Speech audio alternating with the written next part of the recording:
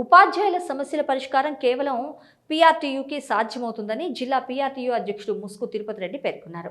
కరీంనగర్లోని కట్టారాంపూర్లోని జిల్లా పీఆర్టీయూ కార్యాలయంలో జిల్లా అధ్యక్షుడు ముస్కు తిరుపతి రెడ్డి ముఖ్య అతిథిగా హాజరై జెండాను ఆవిష్కరించారు.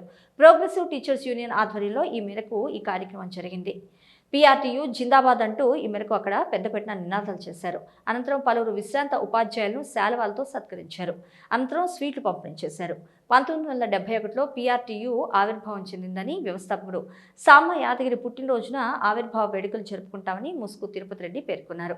కేవలం 5 సభ్యులతో ప్రారంభమై నేడు 75,000 మంది ఉపాధ్యాయులతో ఇది నడుస్తుందంటూ చెప్పుకొచ్చారు. అనేక జీవోలు, సర్క్యులర్లు తీసుకొచ్చిన ఘనత పీఆర్టీయూకే దక్కుతుందంటూ పేర్కొన్నారు. ఉపాధ్యాయులంతా ఏకమై సభ్యులుగా చేరాలంటూ సూచించారు. 53 వసంతాలు పూర్తి చేసుకుని 54వ వసంతంలోకి అడుగుపెడుతుందని జిల్లా పీఆర్టీయూ ప్రధాన కార్యదర్శి మరి జైపాల్ రెడ్డి అన్నారు. అనేక పోరాటాలతో అగ్రగామిగా నిలిచిందని గుర్తు చేశారు. ప్రజలు, ఉపాధ్యాయుల మన్ననలు పొందుతూ ముందుకు సాగుతుందని స్పష్టం చేశారు. ఈ కార్యక్రమంలో ముస్కు తిరుపతి రెడ్డితో పాటు కార్యదర్శి మరి జైపాల్ రెడ్డి, సంఘ నాయకులు, ఉపాధ్యాయులు తదితరులు పాల్గొన్నారు. ప్రోగ్రెసివ్ టీచర్స్ యూనియన్ తెలంగాణ రాష్ట్రం 1971 మరి ఫిబ్రవరి రోజున 5 సభ్యులతో ఏర్పడినటువంటి సంఘం ఈరోజు 75,000 సభ్యత్వం కలిగి రాష్ట్రంలో అతిపెద్ద సంఘంగా ఉన్న విషయం మీ అందరికీ కూడా తెలుసు.